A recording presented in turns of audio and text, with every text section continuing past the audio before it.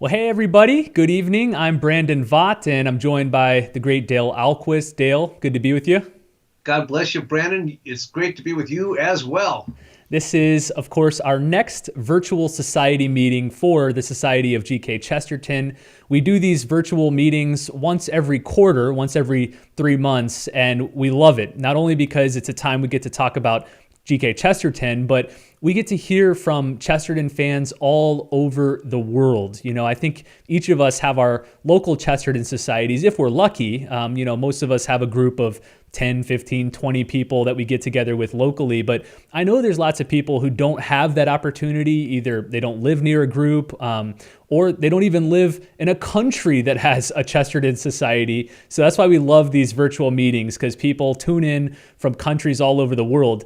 And on that note, the first thing I'd like you to do if you're watching this is in the chat box, which you'll find right beneath this video, please say hello and where you're watching from. We love to see people chiming in from different states, different countries. So say hello, where you're watching from, and that'll be the first task that you have for this virtual Q&A.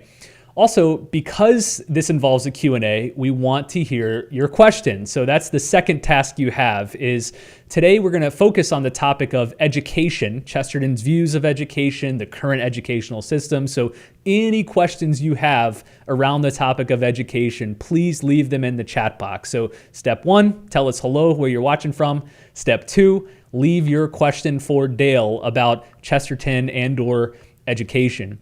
A couple of housekeeping items here before we get started. If you experience any sort of delay or buffering, if the video or the audio kind of gets choppy or cut out, don't worry. First thing to do is try reloading the page and clicking play on the video again. Usually that'll solve the problem. If that doesn't work, try maybe accessing it on a different device, either a different phone or computer or tablet. You can find this video always at chesterton.org/live, chesterton.org/live. But if none of that works, take heart. Know that this whole video is being recorded and archived. Also, you could just ask for Chesterton's intercession. If nothing else works, ask for Chesterton's intercession. I feel like for some people, that might be a canonization-worthy miracle if he fixes their tech problems and gets them back on the internet. But if none of that works, know that we're recording this video and you'll have access to it as a member of the society ad infinitum. So you'll always be able to go to the replay page and watch this video later. Okay, before we get deep into today's topic, I like to always start off with some updates and some news, Dale. I know a lot of people want to hear what's going on in the Chesterton world, especially since most of us have been disconnected from each other for such a long time. So let's talk about some updates and then some new and exciting things. So first, kind of on the downside, we had to reschedule both the in-person Chesterton conference, although we had a really successful digital conference this year. So the next in-person conference will be in Chicago the last weekend of July 2021. So that's Thursday, July 29th through Saturday, July 31st, 2021. So if you're watching this on your computer, open up your calendar, add it right now. You'll find more information later down the pipeline. But again, it's the last weekend in July in Chicago is going to be the next big Chesterton conference. You want to say anything else about that, Dale? I think two things. I mean, this was the conference we were supposed to have this year. It was the hotel and everything. We had it planned at a certain place. We just transplanted the whole thing to the following year of the calendar. But we also learned something by putting on the virtual conference, and that is that we're going to still try to live stream some or most of it for the benefit of those who are just physically unable to come, and give ourselves a bigger event as a result. So it was great having people from all over the world attend this year's conference that was all online. But everyone agreed it's better to be in person with each other, and that's what the goal is for next year. I think the part I missed the most was the afterglows, being with people late into the night, having great conversations. We kind of tried to imitate that with some digital afterglows, but it's just not the same. You don't get the pipe smoke and the music and the fun. So we'll all have to get together and do that next July. Amen.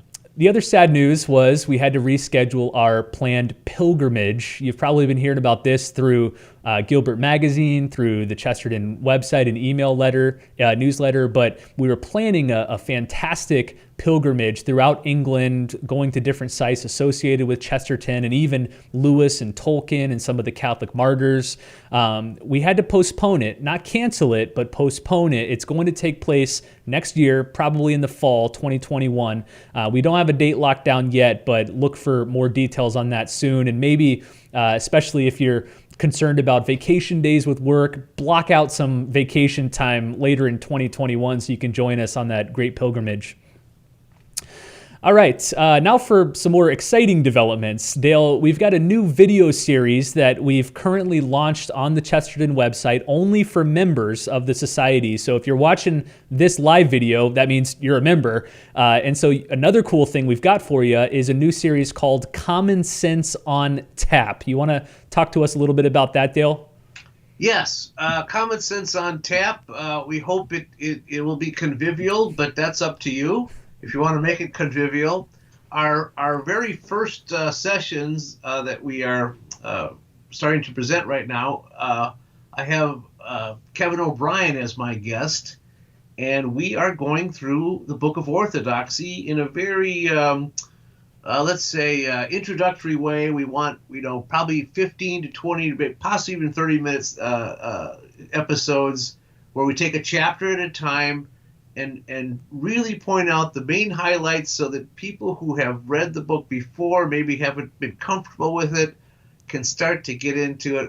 We grab the things that people often miss when they read Orthodoxy. It's such a fundamental Chesterton text. We call it the trunk of the tree from which all the branches of Chesterton grow. And Kevin and I have some very lively discussions, and we've, I think, broadcast two of the episodes so far, but you can watch those, the old ones, online as well. But they're going to be on once a week now, also forever.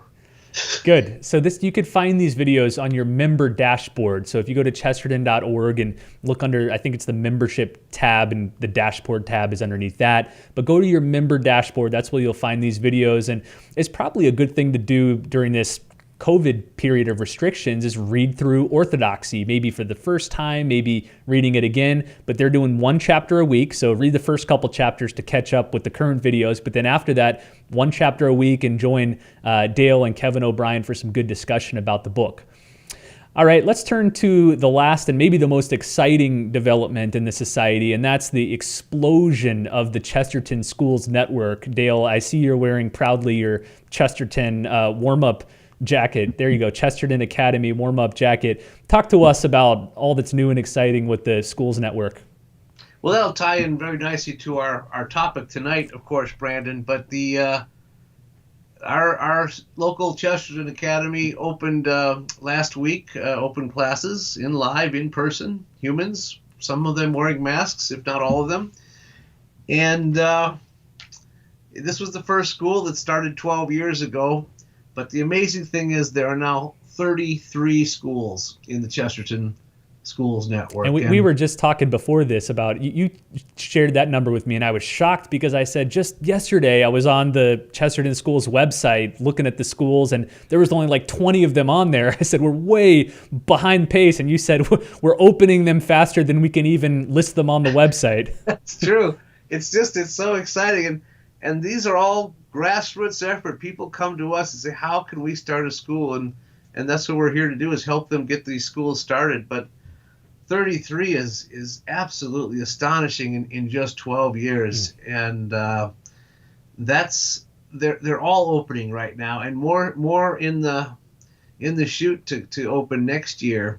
That includes a new online school. In fact, there's an online school up in Canada and one in the U.S., the Chesterton Core Jesus, so that homeschoolers can get the Chesterton Academy curriculum and do it online. So very exciting developments, which we'll talk more about as we talk about the theme of education. But that's certainly the big news, as that we're all up to our elbows in school getting started right now. Very good. Yes, as Dale said, that we will be talking much more throughout this conversation about the Chesterton Schools Network, why it arose, the philosophy behind it. But you can check more out. I think what's the website, Dale? ChestertonSchools.org, something like that? No, ChestertonSchoolsNetwork.org. There you go. ChestertonSchoolsNetwork.org. Maybe we can have someone pop that in the chat box so it can be a clickable link there. Okay, just one more reminder. If you have questions for Dale about education, Chesterton, high schools, home schools, coronavirus schooling, whatever you got, we'd love to hear them. The live Q&A really takes off when we get a bunch of questions from you guys, and you guys usually have some amazing ones if past gatherings have been indicative. Okay, Dale, today we're talking about the worship of education, which is kind of a provocative title. It's a title that Chesterton himself coined in an essay that he wrote for the Illustrated London News on April 26, 1930. Behind your head there, I see the full collected works of G.K. Chesterton. If viewers are interested in finding this essay, it's in volume 35. There you go. Dale's got it up right there. Volume 35 of the collective works, which covers his essays from 1929 to 1931. Again, he wrote this in 1930. We should also have a link. Maybe, again, someone in the chat box can share a link to where you can download a PDF of this essay. I don't think it's available online anywhere, so I don't think you'll be able to find it if you Google it, but we can share a link to download the PDF. So I want to talk through that essay with you, Dale, before we get into just general questions about education. But before we begin, maybe you can set a little context for this essay. So what was the educational landscape like in 1930 England when Chesterton was writing this sort of critical essay? What did the educational system look like? Well, interesting enough, one of the reasons why Chesterton is so prophetic and why we can read things that he wrote nearly 100 years ago with such great edification and benefit today is that he was seeing some of the same problems that we're experiencing right now. I think he was seeing them more in their nascent stage. They weren't fully developed, but all the elements were there because the philosophy was there. He's addressing the modern secular educational philosophy that has done a lot of damage to our society. And Chesterton saw the bad work it was doing in England. Now, when Chesterton talks about public school, he's technically talking about something different than our state schools here, but you'll see him refer to both state schools and public schools. There were three different kinds of schools in England. This is really confusing, but let's do the education part, Brandon. There were three different kinds of schools, for the lower schools in England. Private schools, public schools, and state schools. Okay, a private school is a school that is run by simply one individual, one private individual or private entity that totally controls that school. It'd be similar to what we call a private school in the U.S. A public school is technically a private school in that you pay tuition to go there, but it is run by a public organization, so that there'd be a board of directors or a board of trustees that is answerable to the public, but still they're not controlled by the state. Okay, so it's not a state-run school. It's run by an organization that is accountable to the state. And then there's the state school, which is run completely by the state. So, but because of the nature of public education over there was that it was run by basically the same mentality as a state school, okay? And the same philosophy had taken over. And so it's almost interchangeable when he says public school or state school, but they're not the same. And then the private school, there'd be much more control over that school. It'd be much more specialized and much more focused. And certainly like a Catholic school would have been a private school in there. Okay, so there's just a little bit of a distinction there. And I have to say, this is something I didn't even know till recently. I just I hear people say that a public school in England was really a private school. That just didn't make any sense to me, but now it does. Okay, so the atmosphere he's dealing with, though, is something that's certainly come to be prevalent in the U.S. as it was in England then, that people would, as the title says, that worship education, that you're nothing unless you're educated. If you don't get an education, you are nothing. And so the education was your ticket to something. Not quite sure what that something was. If it was something as vague as success, Chesterton also did a number on that term, success, because that doesn't mean anything either, just like progress doesn't mean anything either. You can be a success at something, but then it's the something that you're talking about, not the term success. And you can be progressing towards something, but then it's the something you're progressing towards. Progress isn't anything. And he says even education, the word by itself isn't anything. It's what is being taught that is something. And that's what is never talked about when people talk about education. Chesterton doesn't say it in this essay, but he says it elsewhere. It is that we can't, the modern mentality is we can't agree on what the truth is, but let us teach it to our children. It's if we don't know what we're supposed to be teaching, how can we develop an educational system? And that is the big dirty secret in public education today, is that we don't really know what we're teaching. Yet we still say you have to have an education to be a success. Well, let's hone in on that question, which I think gets to the root of Chesterton's criticism, is we're hazy and vague on the purpose of education. What are we educating kids about, and what are we educating them for? How would Chesterton answer the question, what is the purpose of education? Or maybe to spin it another way, what's the purpose of school for children? Why are we educating them, and to what end? Right. Well, as we say in Gilbert Magazine, our regular column on education is called Truth in the State of Transmission, because that's how Chesterton defines education. Truth in the state of transmission. It is just simply passing the truth from one generation to the next. That's what education is. And so therefore, the school is something that is responsible to the parent.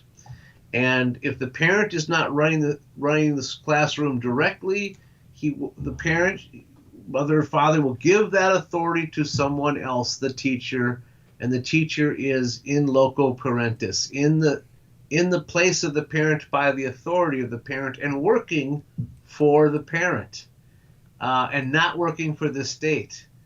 This is the great difference in our attitude towards education from what it has turned out to be and what it should be. The teacher is responsible to the parent and not responsible to the state. The state is only there to assure that the teacher is fulfilling his responsibility to the parent and teaching the truth. And the parent ultimately gets to make the control of what kind of education is going to be appropriate for their child. But the parents have been completely eased out or forced out of education, and that's why it is in the grip of a different force altogether. And that's where education is worshipped. It's this other temple and this other god. I'd encourage everyone watching this, if you're watching this, you're obviously a member of the society, which means one of the perks you get is a copy of Gilbert Magazine several times a year. And in the most recent issue, the July-August issue, in this series, Dale mentioned Truth in the State of Transmission, he's got a good piece called The Principles, and he shares these 7 principles that when you read them without any context, you think they're pretty revolutionary, pretty radical. For example, number 1, it's no part of the normal function of the state to teach. It's no part of the normal function of the state to teach. Another one is one Dale just alluded to. The teacher is always acting in loco parentis, in the place of the parent, never in loco civitas, in the place of the state. Although the state, to safeguard its citizenship, may take reasonable care to see that the teachers are efficient. But the teachers are not civil servants. They're sort of under the responsibility of the parents. Anyway, Dale lists these 7 principles, and then he drops the bomb that these principles actually came from the Catholic bishops of England and Wales in 1929. So the year right before Chesterton's writing this essay, the bishops of England and Wales are laying out these principles that certainly conflict with 21st century educational practice in the West. But you can already see that tension building between the church's view of education and the state's view.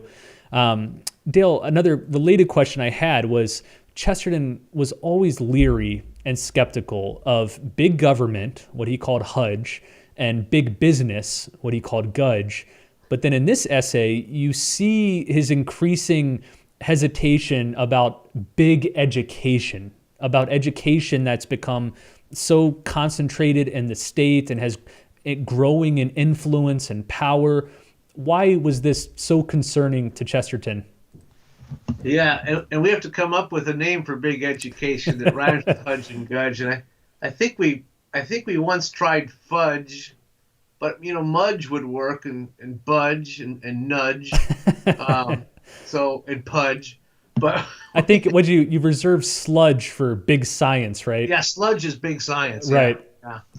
Yeah. So yeah, what's his concern about big education? Well, first of all, I think we should point out that big education is become a tool of big government and big business.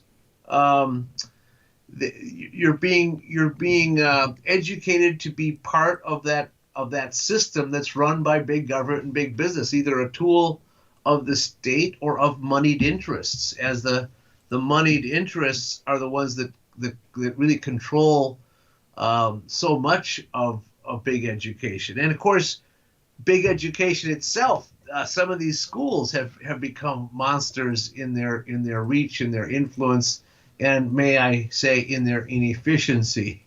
They're just as inefficient as a huge corporation.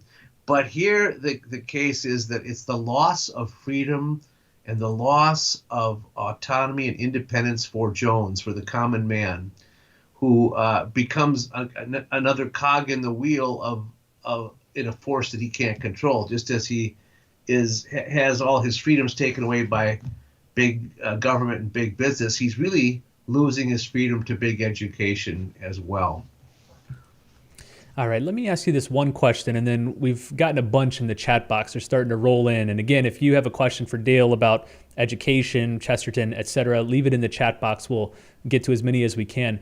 Dale, suppose we dropped Gilbert in a time machine and brought him up here to 2020. First of all, we could sidestep the question of what he would think about the masks and restrictions and quarantine and all that. We don't have to go down that rabbit hole right now. But what would he think about our educational landscape? Would he think that things have improved since 1930, devolved, stayed the same? How do you think he would assess where we're at today? Well, it's interesting. He thought it was pretty bad in 1930, and it has not gotten better since 1930. But as Chesterton would always do, Brandon, he would find first that there'd be some good things he would first point out. That this demonstrates an improvement over what we were able to do in 1930. So he'd recognize the tools that can be used for something better. He would value the internet. But he'd also point out the dangers of the internet. With every machine, Chesterton says it comes down to who's turning the handle, and we have to let the machine is supposed to serve us, and we not serve the machine. But as a tool, Chesterton would welcome the library at his fingertips. I think, but he definitely would absolutely lament the takeover of a secularist and truly ungodly philosophy that is ruining and ruling education right now. All right. There's a lot of things in the essay that itself that I want to talk about, the worship of education, but maybe we can circle back to some of those specifics in a little bit. For now, I want to go through some of the questions from the chat box. So we've got a bunch of them. So rapid fire, 5 minutes or less, Dale. So the first one comes from anonymous guest from Southern Indiana. They say, how can we help reform state schools here in the U.S.? I assume they're talking about public schools. Not everyone, regrettably, can enroll in parochial schools, private schools, home schools. What needs to happen to reform public schools here in the U.S.? Well, there's been I have to resist talking about defunding public education right now, but that's the first thing I would do. But I'm going to resist that answer. I think, what you can do personally, you have to personally get involved. It starts with you. If you're sending your child to a public school, you have to be actively involved in bringing your concerns to the administration, to the school board, and to each teacher that is in the classroom with your child. You have to make sure they know that they are accountable to you. And so you cannot be just a silent participant. They want you to be passive because they want to control you. But the more noise and the more involvement you make, you could possibly get things adjusted, in your favor. And then it's also a matter of finding like-minded parents who will join you in an effort to change things. In any case, you can't do it passively. It means getting involved, and at a certain, when you say, well, unfortunately, we have to send our kids to public school. If you get enough parents involved, they'll at a certain point realize we can do this better ourselves, and you might find yourself starting a new school. That's what happened to me. Well, let's talk more about that, because it's probably a good chance to talk about the origin of the Chesterton Schools Network and how these arose. Because in almost every case, I think from what I've learned talking to different parents and students involved, in almost every case, it was a group of parents who were not satisfied with the level of education and formation in public schools. Even the private and Catholic schools locally, they had misgivings about. And so they did exactly as you described. They said, well, maybe God's calling us to start up our own school that is more in line with both our religious and our moral and educational philosophies. Talk a little bit about the origin of the Chesterton School Network and what sets it apart from all these other educational options. Yeah, well, you described how it happened perfectly right there, Brandon, and that is definitely the trend of it's a group of parents that get together.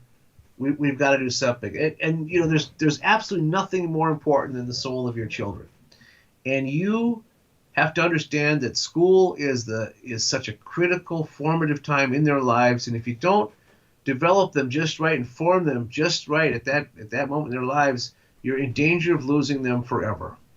And we concentrate at the high school level with Chesterton Academy, which is far more important than what they learn in college. This prepares them. If they're going to go on to college, they really have to develop a suit of armor and also a suit of weapons, because they're going to go out and fight a battle when they leave high school. But what sets our own curriculum apart from others is that we really do have this classical integrated curriculum, so that we emphasize the arts and the sciences with equal emphasis, so that the humanities, the arts, and the sciences are all covered, and there's not a specialization in one direction or the other. So they get a very balanced and complete formation of their mind, so that then if they want to specialize, which they should probably, later in life, they haven't lost a major dimension of their mind by focusing too early, and so we really try to integrate the curriculum, so what they're learning in one class is connected to what they're learning in another class. We also, unlike most high schools, have a 4-year philosophy curriculum, so they study philosophy for 4 years, and this is really the development of reason. And as Chesterton says, religion is under attack in our world today, but reason is even under greater attack. He says our problem is more of a mental one than a moral one, in terms of people don't think straight because they haven't been taught how to think. And so laying this foundation of reason and philosophy is absolutely essential. So we build good thinkers.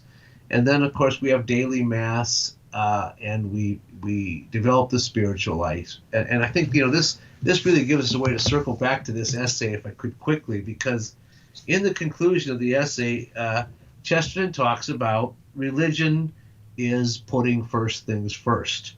And if you don't have a religious basis for education, you're not really teaching anything. And the modern world cares more for education than it does for religion.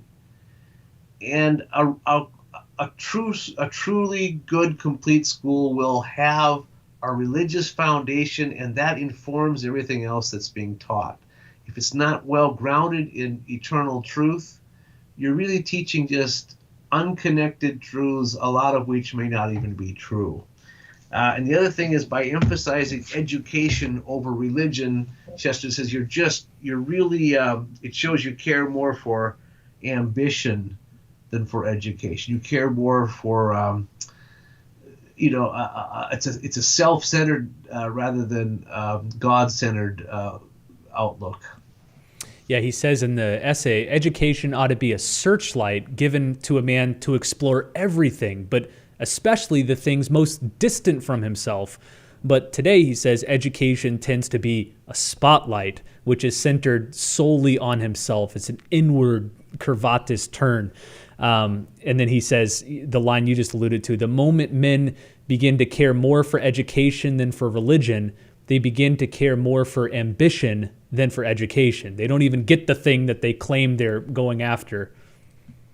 Right.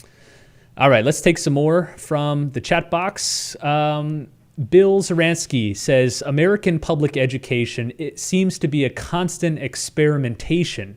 How can that be stopped? What do you think, Dale? Yeah, this is something that Chesterton identified not in 1930, but in 1910. In his book, What's Wrong with the World, he said that very thing, that he said it ought to be the oldest things that are taught to the youngest people. Instead, we're teaching the latest trend and the latest educational philosophy. And he says our children are subjected to educational philosophies that are younger than they are. And he said that in 1910. I can't help but think of, like, in today's age, that'd be the, what do they call it, the core curriculum? Curriculum. Yeah, which is, a fairly recent novel phenomenon, but it's younger than a lot of what the students learning it. That's right. And so, this is not a new problem, unfortunately, but Chesterton identified it. And again, the answer is that we have to take control of the education. We can't expect the school to do the reform. We can suggest it. You can put pressure on the school saying, hey, you still have to teach the Iliad and the Odyssey, and you should still teach Aristotle and those things, but you're going to have a limited success getting the old things into the school because of the fact that education has lost its purpose, it's lost its way. In fact, in that same book, What's Wrong with the World, Chesterton says, man has always lost his way, but now he's lost his address.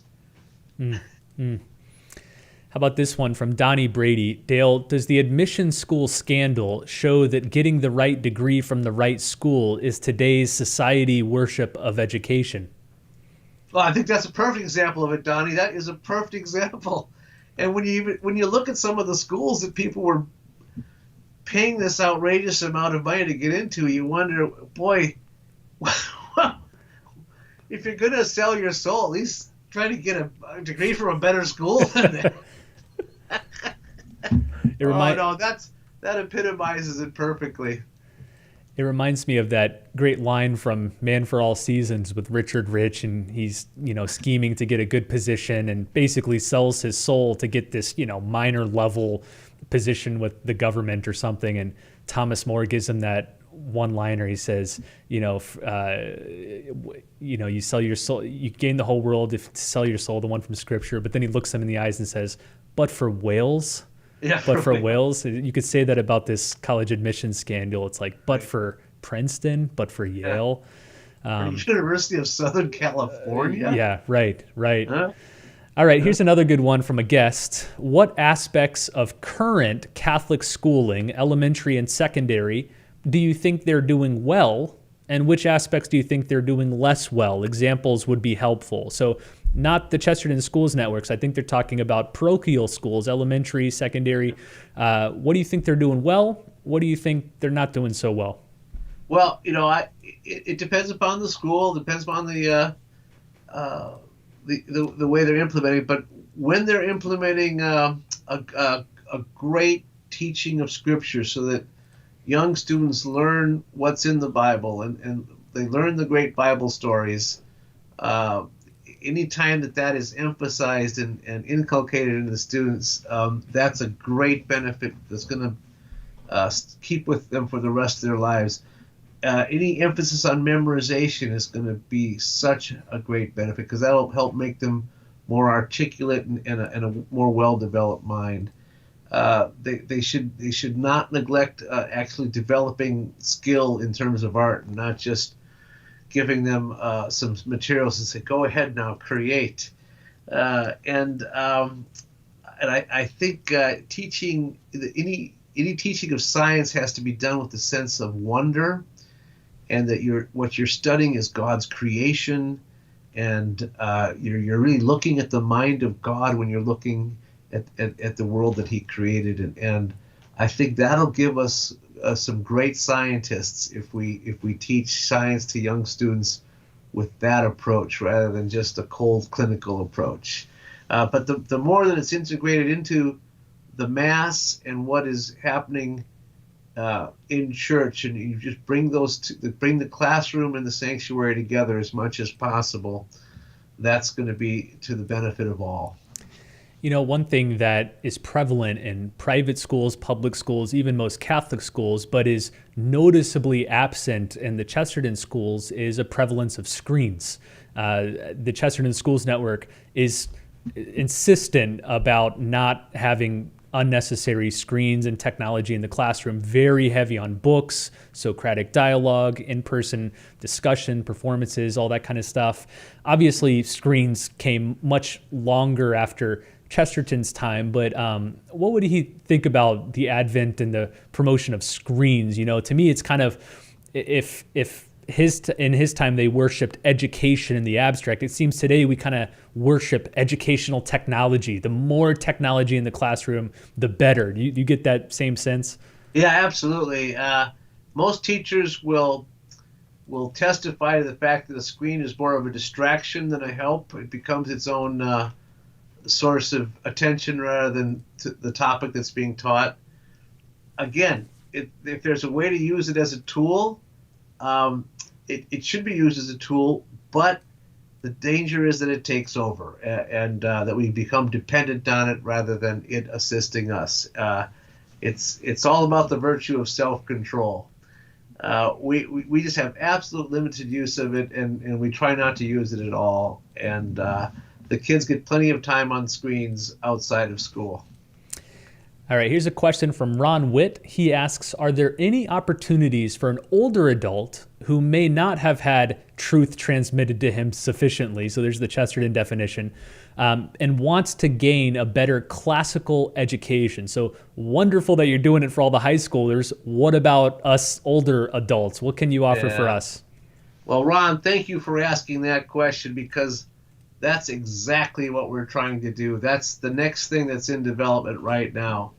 Because just like I helped create this school, I wished I could have gone there. And I'm going to figure out a way to go there. So we're creating this adult education system so that we could basically give shorter versions of what's being taught to the students, and adults can, so the parents, but just anyone can take these courses and have access to them. I would say they're starting to go into development right now. Let's hope that a year from now we can all start our high school education together.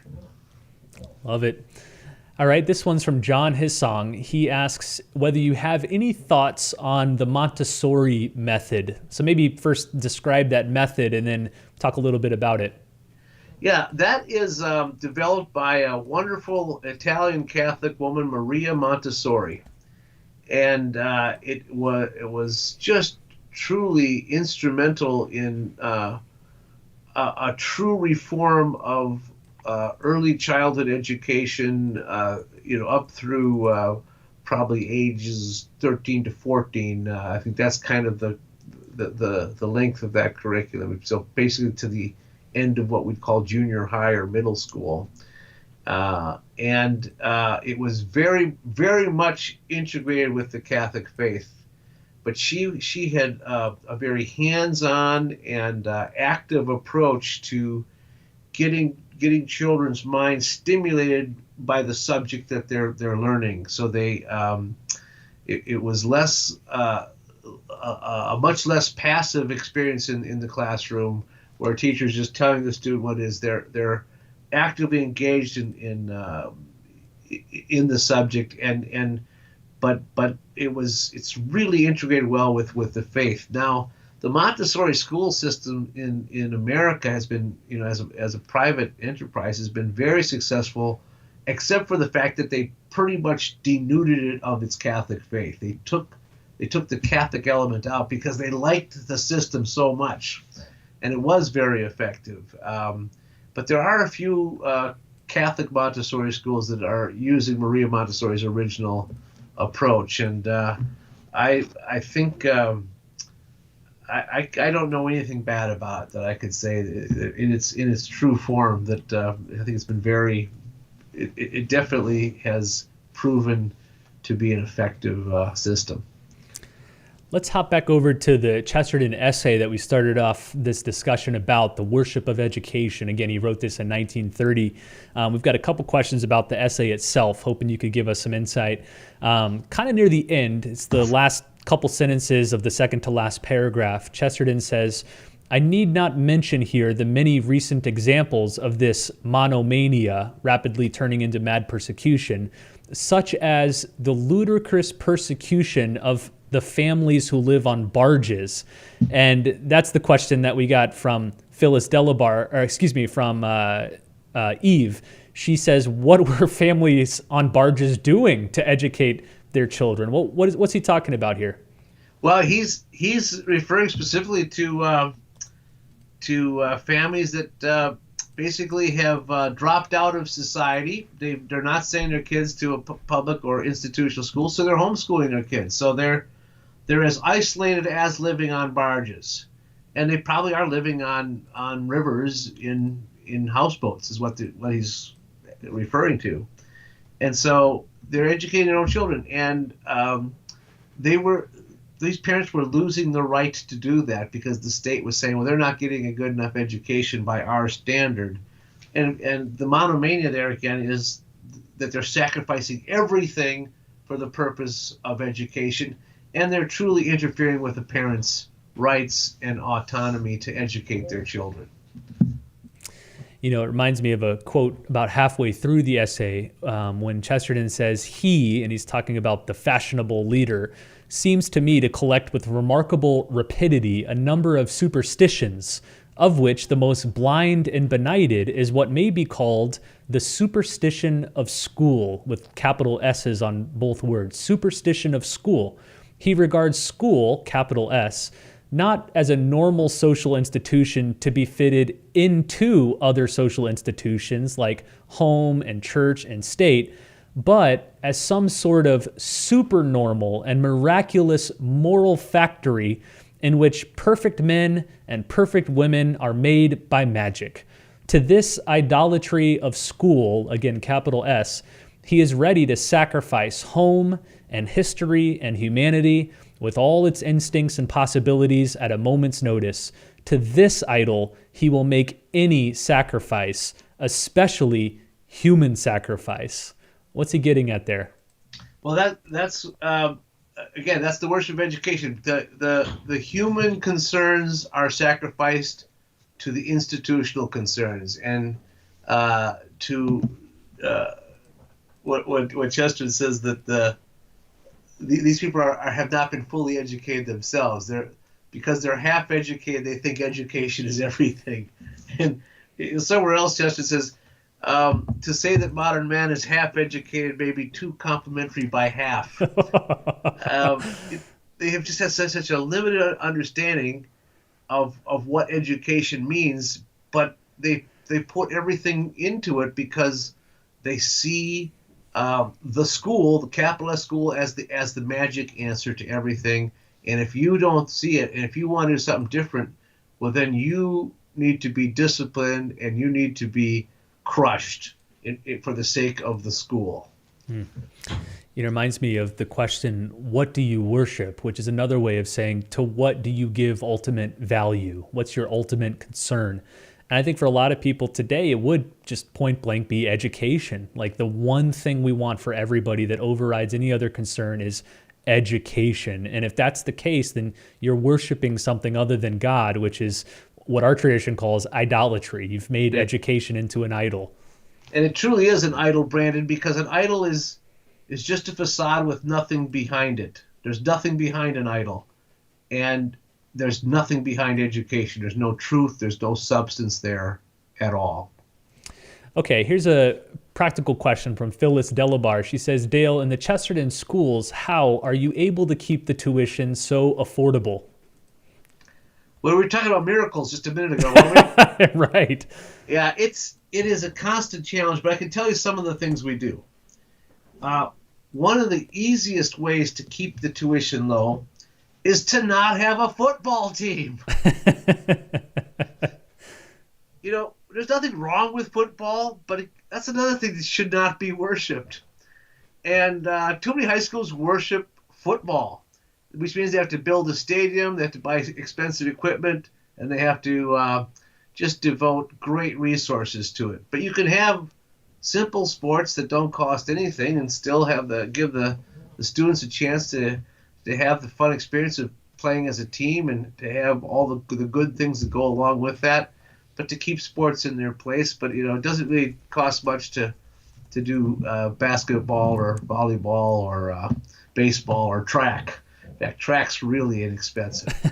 And so that's one way to save money. The other thing is that we try to use as much volunteer help as we can from the parents.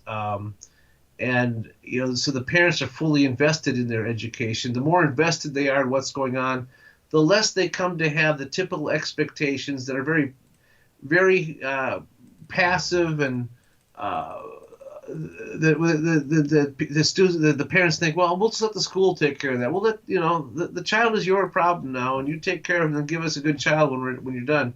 No, if the more involved the parent is, the more accountable we are to the parent, but then they're giving of themselves, and that helps keep the cost down.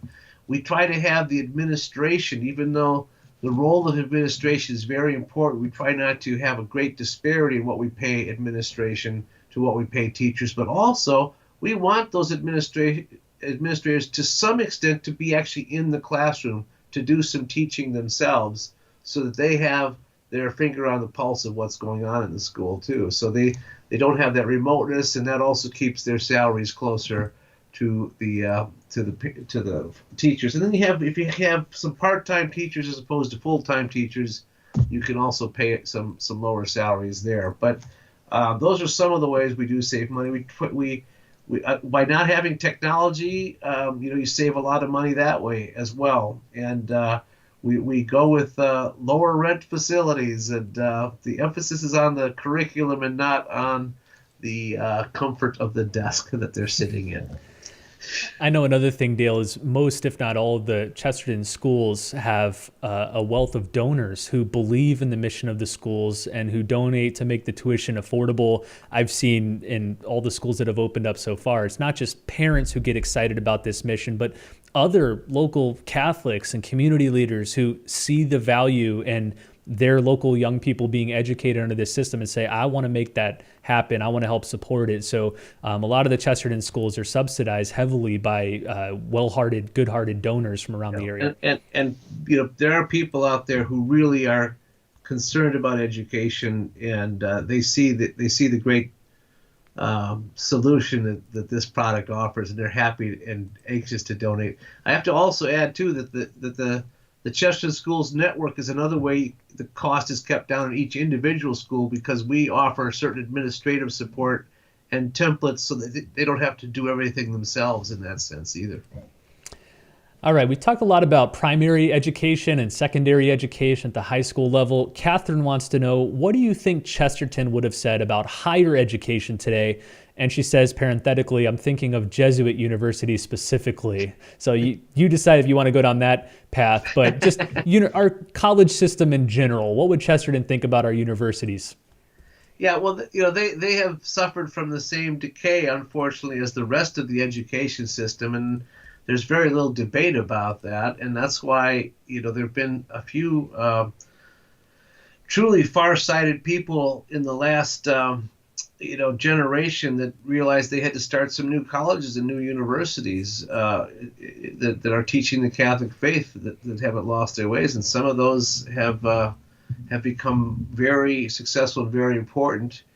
Newer schools such as Thomas Aquinas and Christendom and Ave Maria. But there's also there's been certain older institutions that have reformed and have really recovered their Catholic faith that really had been lost because it had been so secularized.